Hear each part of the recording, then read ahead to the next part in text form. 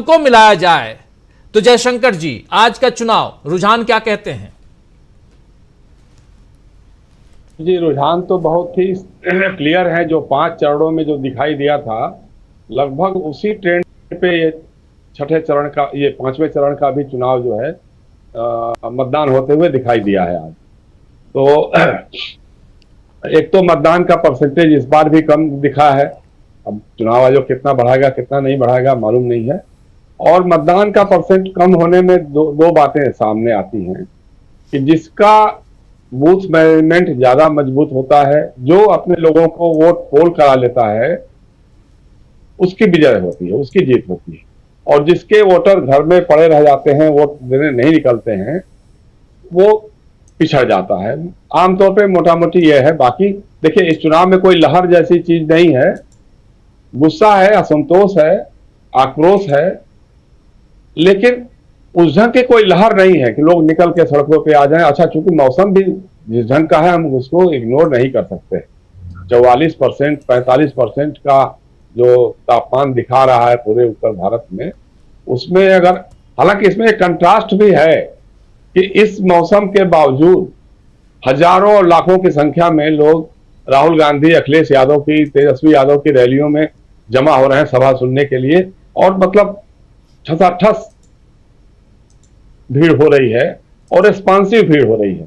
लेकिन इस हिसाब से वोटों में तब्दील, वोटों का परसेंटेज नहीं बढ़ रहा है, ये बात तो है।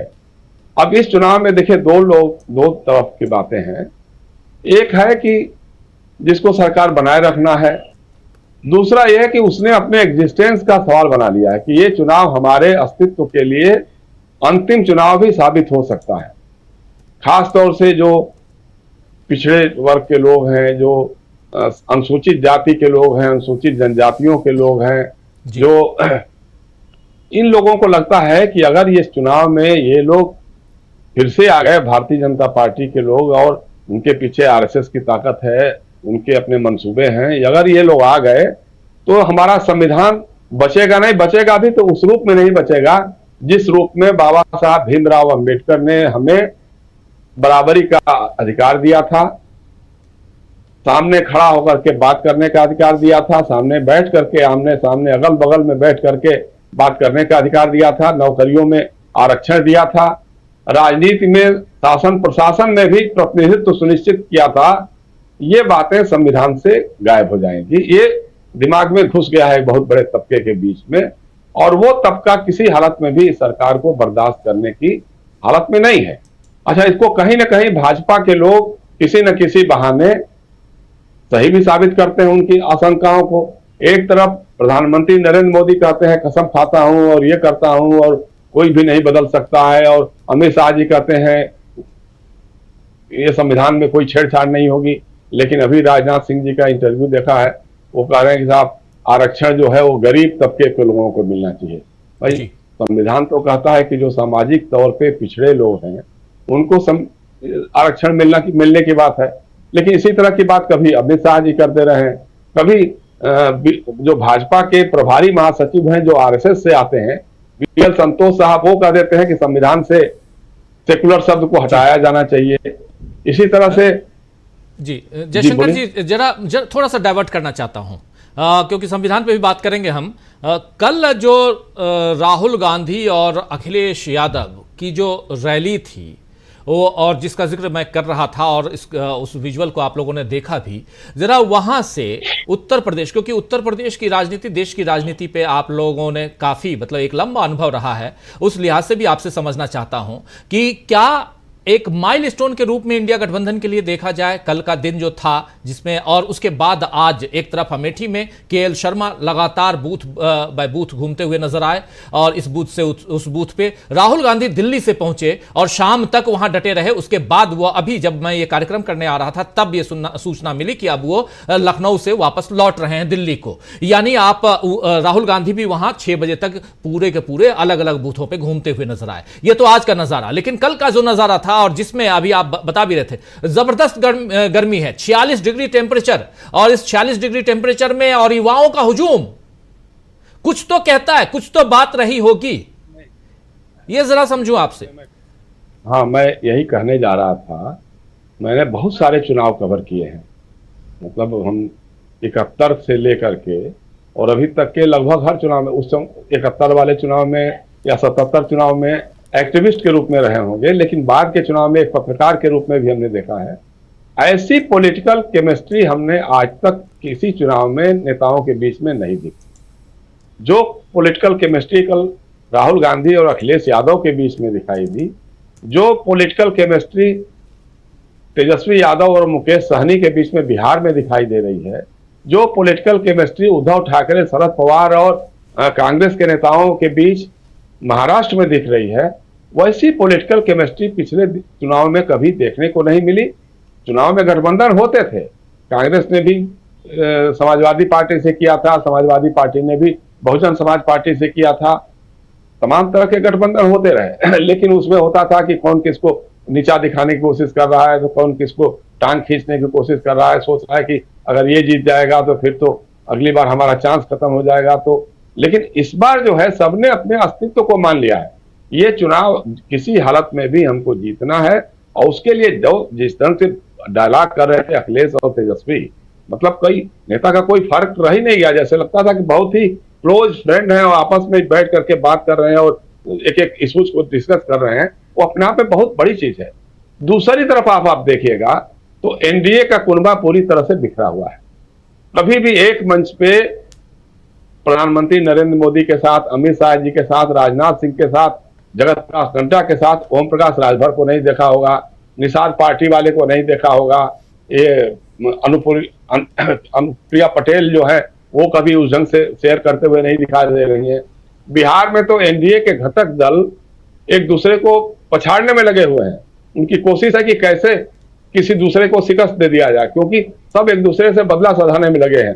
बिहार विधानसभा के चुनाव में जिस तरह से चिराग पासवान ने बीजेपी के साथ मिल करके नीतीश कुमार और जनता दल यू के उम्मीदवारों को हराने का काम किया था, वही काम इस बार जनता दल यू के लोग मिलके कर रहे हैं। कहीं ना कहीं बीजेपी को, कहीं ये लोक जनशक्ति पार्टी के उम्मीदवार को हरा रहे हैं, कहीं उपेंद्र कुशवाहा से बदला सधाने में लगे हुए हैं। आप देखिए समस्तीपुर की जो सीट है जिसमें कभी रामविलास पासवान जी के भाई रामचंद्र पासवान एमपी होते थे, उनके भतीजे पिछली बार प्रिंस राज लोकसभा के सदस्य थे, उस सीट पे चिराग पासवान ने किसी को उम्मीदवार बनाया है। उसके खिलाफ जो उम्मीदवार महागठबंधन का है वो बिहार सरकार में जो मंत्री हैं, नीतीश कुमार जी की पार्टी के नेता हैं, बड़े नेता हैं, विधानसभा के उपाध्यक्ष भी रह चुके हैं और इस बार कैबिनेट के मिनिस्टर है महेश्वर हजारी। उनके सुपुत्र जो हैं महागठबंधन के कैंडिडेट हैं। अब आप इसी से फर्क समझ सकते हैं जी। उपेंद्र कुशवाहा जी काराकाट में चुनाव लड़ रहे हैं, एनडीए के उम्मीदवार हैं। उनके खिलाफ महागठबंधन ने राजा राम सिंह को उम्मीदवार बनाया है, लेकिन जो पवन सिंह हैं, जो भोजपुरी फिल्मों के सुपरस्टार, स्टार जो भी कह सकते हैं, गायक हैं, क्या हैं, जिनको भारतीय जनता पार्टी ने पहले आसनसोल में शत्रुघ्न सिन्हा के खिलाफ उम्मीदवार बनाया था, वो वहां चुनाव नहीं लड़े और आकर के काराकाट में वो निर्दलीय चुनाव लड़ने लग गए जी। अब लोग बता रहे हैं कि उनके पीठ पीछे कहीं ना कहीं नीतीश कुमार का भी हाथ है और इनका बीजेपी के लोगों का भी हाथ है, अन्यथा उनकी हिम्मत नहीं होती कि वहां जाकर के चुनाव लड़ते। अब नतीजा ये हो गया है कि वहां पे जो एनडीए का कैंडिडेट है वो तीसरे नंबर की पोजीशन पे चला गया। मुख्य लड़ाई जो है पवन सिंह और राजा राम सिंह के बीच में हो गई है। तो इस तरह का एक माहौल बन रहा है लगातार। और बहुजन जो अभी आपने दिखाया था वो बहुत बड़ी बात है, बता रहे थे आप, मायावती जी का जो बयान आया है।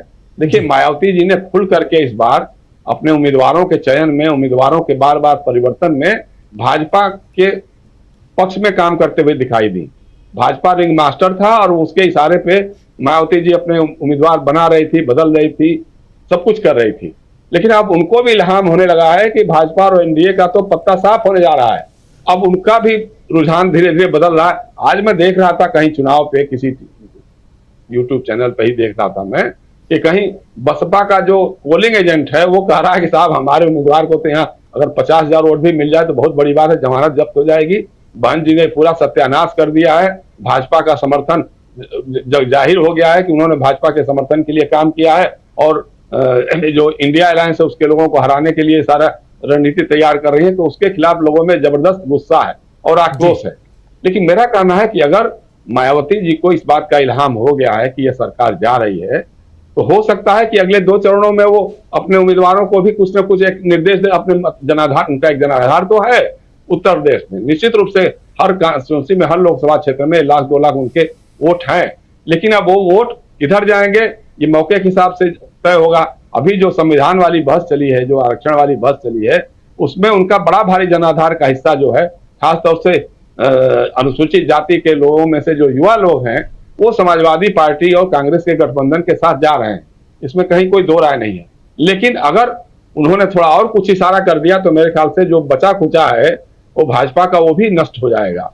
तीसरी चीज एक है कि बगल में देखिए, जहां रायबरेली में, ये भी बहुत बड़ी बात है कि रायबरेली में राहुल गांधी गए और दिन भर वो लड़े, वहां रहे और जगह जगह जा करके मतदान केंद्रों का निरीक्षण किया। कहीं अगर शिकायतें थी तो उसके खिलाफ लोगों से बात की, अधिकारियों से भी बात की। ये अपने आप में बहुत बड़ी बात है, अपने वर्कर्स का, अपने जो चुनाव में लगे हुए कार्यकर्ताओं का मनोबल बढ़ाने के लिए बड़ी चीज है। लेकिन उसके साथ एक और पड़ोस में एक और बड़ी घटना हुई है। जो राजा भैया हैं, जिनका कम से कम प्रतापगढ़ और वो कौशाम्बी 2 संसदीय क्षेत्रों में तो बहुत बड़ा असर है, संजीव अगर होंगे तो बताएंगे उनके बारे में, तो उन्होंने भी डिक्लेयर कर दिया, उन्होंने भी कह दिया कि भाई हम किसी के लिए कुछ कहेंगे नहीं, हम किसी गठबंधन के साथ नहीं है, जिसको जो मर्जी होगी वोट देगा। इसका मतलब लोगों ने लगा लिया है कि बीजेपी को वोट नहीं देना है, क्योंकि एमएलसी के चुनाव में, अभी हाल में ही एमएलसी का चुनाव है, ना करते हुए भी बीजेपी का सपोर्ट उन्होंने कर दिया था। इस बार उन्होंने खुलेआम कहा कि नहीं साहब, हम किसी के साथ नहीं है, जिसको जो समझ में आए, जो अच्छा उम्मीदवार दिखाई दे उसको वोट दे। इसका मतलब कि बीजेपी को वोट न दे। तो वो एक बड़ा फर्क, मतलब 2-3 क्षेत्रों में उनका जो ये उनकी ये घोषणा है वो महत्वपूर्ण निर्णय करने जा रही है। मेरा मानना है राजीव जी कि अगर जो ये चल रहा है, अगर कोई बहुत भारी करामात या कुछ बहुत बड़ा खेला नहीं हुआ, मुझे लगता नहीं है, संभव लगता नहीं है कि ऐसा कुछ हो पाएगा। लेकिन अगर ऐसा कुछ नहीं होता है तो 2 सीटों का आंकड़ा पार करने में भाजपा के लोगों को नानी याद आ जाएगी, इसमें मेरी पूरी मानता है। और एनडीए सरकार बना, आप बोल रहे थे, थोड़ा वो दोबारा रिपीट कीजिए जरा। 200 के पार नहीं हो पाएंगे, ये मेरा मानना है। मुझे ऐसा लगता है कि जो अभी मौजूदा परिस्थितियां हैं, इसके हिसाब से अगर कोई बड़ा खेला नहीं हो गया, देखिए खेला में 2-3 चीजें हैं, मतलब अब ईवीएम पे तो हमारा उस ढंग से कभी कुछ रहा नहीं है, लेकिन मेरा कहना है कि जैसे जो धांधली की खबरें आ रही हैं, जो बात आप भी कह रहे थे कि 5% 7% वोट बढ़ा करके दिखा देते हैं, हम बार बार ये कहते रहे हैं, विपक्ष के लोगों से कहते रहे हैं कि आपको अपनी इलेक्शन मशीनरी, अपनी पार्टी की मजबूत करनी होगी और खास तौर से आपके पोलिंग एजेंट को इंश्योर करना होगा जो ईवीएम मशीन जिसपे वोट डल रहे हैं उनका नंबर या उनकी पहचान सुनिश्चित करने के लिए आपके पास कुछ होना चाहिए। या तो उसका फोटो ले लीजिए, उसका नंबर नोट कर लीजिए, और काउंटिंग जब होती है तो उसी ईवीएम मशीन से काउंटिंग होना सुनिश्चित करिए, तो आपकी बड़ी भारी जीत होगी। आप आंकड़े कुछ भी बढ़ाते रहिए, लेकिन अगर वही मशीन काउंट होगी तो उसमें फिर बदल नहीं हो सकता। होता क्या है कि कई बार ये लोग ईवीएम मशीनों के ले जाने, उसकी जो पहुंचाने के क्रम में कभी इधर का उधर हो जाता है, तो उसमें कुछ खेला कर सकते हैं लोग। लेकिन अगर खेला नहीं हुआ तो मैं अपनी बात पे कायम हूं, और ये बात मैं उस समय भी कह रहा था कि 250, उस समय 250 की बात करता था मैं 2019 में। लेकिन अभी भी मेरा मानना है कि अगर पुलवामा, बालाकोट और अभिनंदन का मामला नहीं हुआ होता तो भाजपा और एनडीए उनका 250 सीटों के आंकड़े को पार नहीं कर सकता जी। आज नहीं तो कल हमारे शोधकर्ता, हमारे जो पॉलिटिकल एनालिसिस्ट हैं या जो सेफोलॉजिस्ट हैं, वो लोग इस बात को अध्ययन करेंगे और बताएंगे कि 2019 का चुनाव कैसे मैनेज हुआ था पुलवामा और बालाकोट के जरिए। लेकिन इस बार कोई पुलवामा नहीं है, कोई बालाकोट नहीं है, और तमाम इश्यूज पे मोदी जी ने, अमित शाह जी ने लगातार किया बातें कर रहे हैं कि कुछ न कुछ प्रोवोकेशन हो जाए, जिससे बात बन जाए, बिगड़ जाए, कुछ तो हो जाए लेकिन कुछ हो नहीं रहा है। उनके दुर्भाग्य की बात यह है कि अभी कुछ भी नहीं हो रहा है। दूसरा पक्ष कोई रिएक्शन नहीं कर रहा, उसका रिएक्शन जो है वो ईवीएम मशीन पे दिखाई दे रहा है, वो ईवीएम के लिए लाइन लगा करके दिखाई दे रहा है, और ये इनकी हार का सबसे बड़ा कारण हो सकता है। जी राजीव जी। जी बिल्कुल बिल्कुल, बहुत शानदार विश्लेषण, और उस तह तक, उसके जड़ तक हम जाने की नहीं। देखिए राजीव जी, 2 बातें हैं। एक तो जैसा भी रविकांत कह रहे थे, उनकी बात को ही आगे बढ़ाते हुए हम कहेंगे कि जो अनुसूचित जाति का जो मतदाता वर्ग था, जो मायावती जी के साथ रहता था, या उसका एक हिस्सा जो अदर देन जाटव या चमार जो बीजेपी के साथ जुड़ रहा था, उसमें भयानक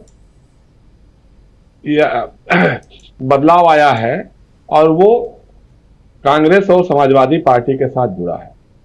सिर्फ कांग्रेस के साथ जुड़ा है ऐसी बात नहीं है, समाजवादी पार्टी के साथ भी पिछली बार विधानसभा के चुनाव में भी जब कांग्रेस अलग लड़ रही थी और बसपा भी अलग लड़ रही थी, तब भी वो उसका एक बड़ा हिस्सा दलित समाज का समाजवादी पार्टी के साथ जुड़ा था, जिसके चलते पूर्वी उत्तर प्रदेश में आजमगढ़, मऊ, ऐसे कई जिलों में पूरा का पूरा साफ हो गया था।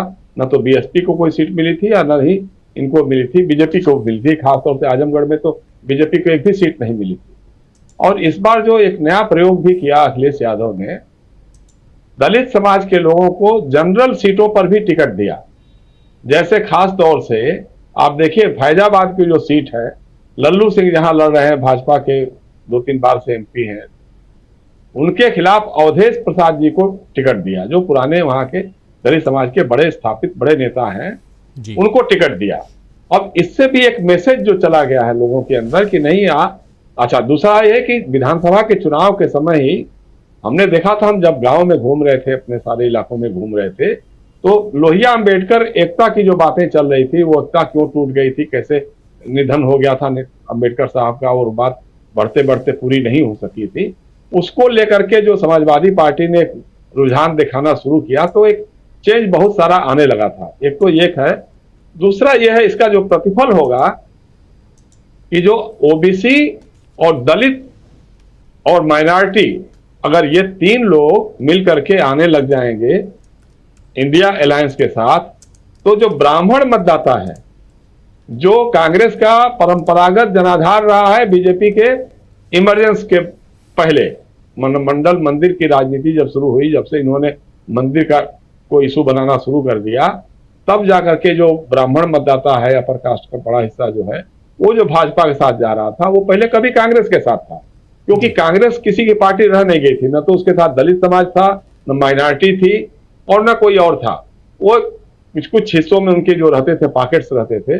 अब इस अलायंस से एक फायदा हुआ है कि ये पुराना इनका परंपरागत जनाधार जो है, जो ब्राह्मण मतदाता कभी किसी बात को लेकर के समाजवादी पार्टी के साथ नहीं जाता था, सोचता था भाई ठीक है चलो जरे मरे बीजेपी के साथ ही रहेंगे, अब उसको जब दिख रहा है कि नहीं, अब कांग्रेस लीड ले रही है, कांग्रेस फिर से वापसी कर रही है और समाजवादी उसके साथ हैं, तो चलो इधर ही लौटा जाए। तो मुझे लगता है कि जो बाकी बचे हुए हिस्से हैं, जो खासतौर से पूर्वी उत्तर प्रदेश का है, पूर्वांचल का जो हिस्सा है, उसमें मुझे नहीं लगता कि 1-2 सीटों को लेकर के छोड़ करके भाजपा किसी खास सीट पे कह सकती हो कि हम चुनाव जीतना ही जीतना है। जैसे देखिए काशी है, काशी में वोटों का जीत हार का फासला कम या अधिक हो सकता है, लेकिन लगता है कि वो प्रधानमंत्री वहां से निकल सकते हैं। उसी तरह से जैसे आप महाराजगंज की सीट है, वो इनके खाते में जा सकती है, या सलेमपुर या देवरिया की सीटें हैं, ये थोड़ी सी फंसी हुई है लेकिन कड़ी टक्कर की है। लेकिन आजमगढ़, घोसी, गाजीपुर, जौनपुर, ऐसे कई सीटें हैं, डुमरियागंज है, ऐसी कई सीटें ऐसी हैं, श्रावस्ती के बारे में भी लोग कहते हैं, वो सीटें जो हैं इंडिया अलायंस के खाते में जा सकती हैं। और दूसरी बात यह कि जो 115 सीटों के चुनाव होने वाले हैं, उसमें अधिकतर क्षेत्र ऐसे ही हैं अब जो एनडीए नहीं बल्कि इंडिया अलायंस के प्रभाव क्षेत्र के हैं, चाहे बंगाल का हो, चाहे बिहार में हो, चाहे उत्तर प्रदेश का ये इलाका है, या इसके अलावा आप देखिएगा तो पंजाब है, हिमाचल है, हरियाणा है, दिल्ली है।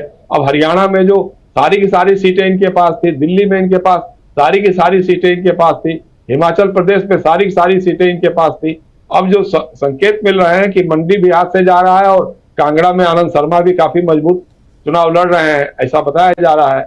हरियाणा में हालत तो ये हो गई है, पंजाब में हालत ये हो गई है कि भाजपा के नेता वहां पे कोई बड़ी सभा या रैली भी नहीं कर पा रहे हैं, लोग मंच तोड़ दे रहे हैं, उनको गांवों से दौड़ा खदेड़ दे रहे हैं कि भाई जब हम दिल्ली अपनी बात लेकर के नहीं जा सकते हैं, तुमने हमारे रास्तों में बड़े बड़े पत्थर और ईंट और क्या क्या सब कीले और सब लगा के रखा हुआ था, हमको तुम दिल्ली नहीं जा रहे थे अपनी व्यथा अपनी पीड़ा सुनाने के लिए, तो तुम हमारे गांव में किस हैसियत से आ रहे हो, भागो यहाँ से। वो लोग भगा रहे हैं। तो ऐसा लग रहा है कि हरियाणा में अगर 2-3 सीटें भी इनके खाते में आ जाएं तो एक बहुत बड़ी बात होगी। और दिल्ली का भी माहौल जो अभी दिखाई दे रहा है, जिस ढंग से रोज बरोज जो स्थितियां बदल रही हैं, केजरीवाल के पक्ष में या इंडिया अलायंस के पक्ष में, कांग्रेस के पक्ष में जो रैलियां हो रही हैं उसमें जो भीड़ हो रही है, मैंने देखा कि हमारे गाजीपुर गांव में मतलब संजय सिंह की रैली थी, पूरा का पूरा मैदान खचाखच भर गया था। तो ये जो बदलाव का दिखाई दे रहा है, इसलिए ये जो बचे हुए इलाके हैं, बचे हुए जो 7-8 राज्य होंगे, इनको थोड़ा बहुत जो उम्मीद की किरण दिखती है वो उड़ीसा में दिखाई देगी। उड़ीसा में नहीं भी दिखाई देगी तब भी इनके पास था, क्योंकि बीजू जनता दल और बीजेपी एक दूसरे के पर्याय है। वहां पे बीजेपी केंद्र में सरकार में रहती है, तो वहां राज्य में बीजू जनता दल रहता है, लेकिन केंद्र में उसका सपोर्ट ही करता है। तो अगर बीजेडी को खत्म करके बीजेपी वहां पे आ जाती है तो भी कोई बहुत थोड़ा फर्क नहीं पड़ेगा, वो उतनी ही सीटें उनके पास रहेंगी। तो एकमात्र जो राज्य दिख रहा है वो वही है। बंगाल में इनकी उम्मीदें बहुत थी, लेकिन अब वो उम्मीदें पार होती हुई नहीं दिखाई दे रही हैं। और जैसा कि जो बार बार पहले, अभी मैं एक दिन था किसी चैनल पर था, तो गृह मंत्री अमित शाह जी का उसी समय इंटरव्यू रन कर रहे थे लोग, उन्होंने कहा कि मैं गारंटी देता हूं कि हमारा एनडीए अलायंस, एनडीए जो है वो 400 सीटों के पार जाएगा। हमने कहा कि भाई वो चुनाव विशेषज्ञ हैं, चाणक्य कहे जाते हैं और भविष्य वक्ता भी हैं, वो जो कहते हैं उनकी बातों को थोड़ा सा समझना पड़ता है। वो थोड़ा टेक्निकल टर्म्स में बात करते हैं। जैसे पश्चिम बंगाल के बारे में उन्होंने कहा था कि अब की बार 200 पार जी, तो 200 पार का नारा 70 पे सिमटा, यानी कि 1/3 के आसपास उनकी सीटें रह गई, 1/3 से थोड़ी ज्यादा मिली। इस बार वो कह रहे हैं 400 पार, तो उसी का लगा लीजिए आप हिसाब, एक तिहाई जोड़ लीजिए तो 181 182 सीट होती है, और उसमें कुछ और सीटें जोड़ लीजिए तो उसी रात पे जो मेरा कहना है कि 200 के पार करना इनके लिए बहुत भारी पड़ रहा है।